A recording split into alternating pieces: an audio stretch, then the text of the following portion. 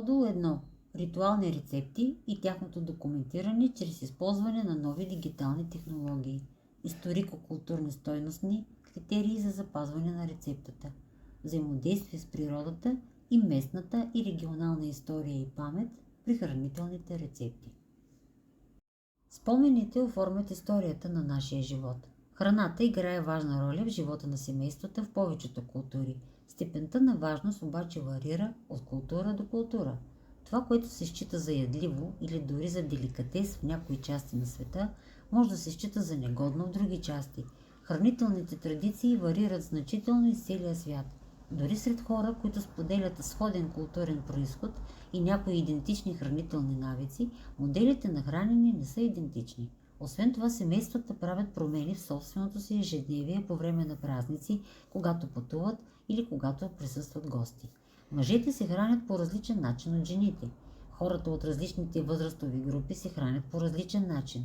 Въпреки това, в повечето части на света храната се свързва с гостоприемство и изразяване на приятелство. Следователно, чувствителността към правилата и обичаите при храните е важна за изграждането и укрепването на междукултурните връзки и следователно е важно тези аспекти да се вземат предвид при избора на рецепти за дигитализация и запазване за следващите поколения. Превръщането на природните ресурси в хранителни продукти според нормите е културен и колективен процес, който представлява общо културно достояние във всички човешки общества. Разликата между годни за консумация и неядливи съставки варира от страна до страна и от една кулинарна култура до друга. Това означава, че подобни черти определят рамката, в която могат да бъдат демонстрирани вкусове и предпочитания, но също така и допринасят за изграждането на идентичност. Тук се включват и начините за преработка на ресурсите чрез разработване на нови видове – земеделие, селекция на растения, отглеждане и така нататък. Това се отнася също и до използването на ресурсите, начини за приготвяне, консервиране, готвене на храна, но също и начини на хранене и пиене.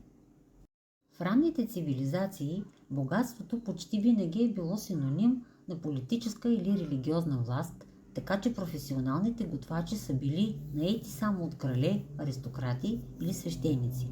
Това разделение между професионалните готвачи, които готвят за богатите, и селяните, които готвят за себе си, е довело до развитието на много кухни.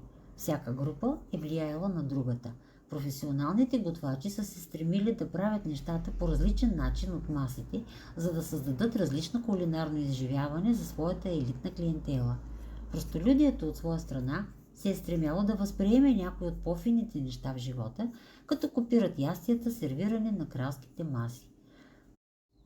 Страните с дългогодишна стабилна аристокрация или управляваща класа са разработили най-сложните и изискани кухни. В следващите слайдове ще разкрием някои примери от европейските страни. Франция е може би най-добрият пример. Въпреки оживената си регионална селска кухня, Франция от векове е била доминирана от аристократична храна.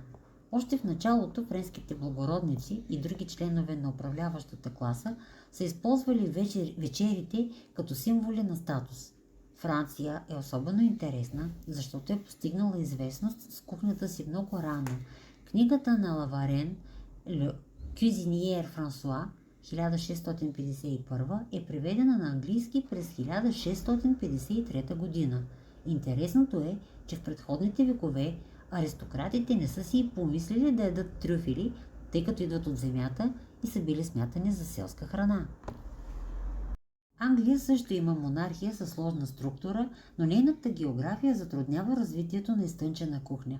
Липсата на разнообразие на растенията и животните е пряк резултат от климата. Студеният климат води до относително ниско разнообразие, осигурявайки по-малко на брой съставки, с които готвачът може да работи. Испания. Дългогодишната монархия и аристокрация са натрупали огромно богатство чрез експлоатацията на новия свят, но традиционната испанска кухня се дължи повече на фермерския и селския живот, отколкото на този на великия испански кралски двор. В Андалусия обаче ситуацията е друга. Кухнята от ислямските владетели е имала траен принос.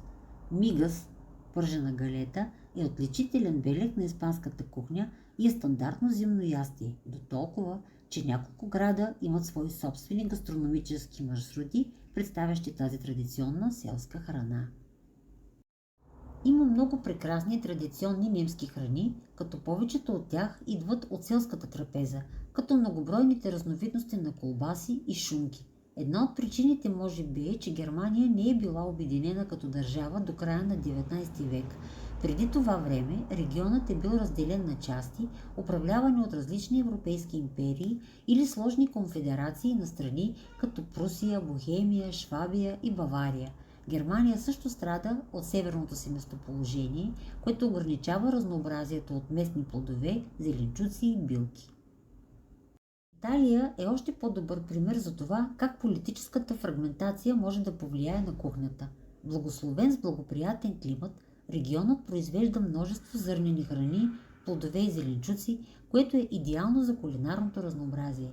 До момента, в който Италия не е била обединена като държава, районът е бил смесица от херцогства, княжества, градове-държави, републики и територии, контролирани от чужди монарси. Нямало е постоянна и централизирана италианска монархия и следователно и нямало кралски двор, за който готвачите да създават нови ястия. Италия е имала една постоянна власт – папството. За него са били създавани уникални храни по случай религиозните празници и тържества. Някои кулинарни традиции може би нямаше да съществуват днес, ако не бяха италианските монаси и монахини, на които се приписва спасяването на западната култура през бурните столетия, известни като тъмните векове.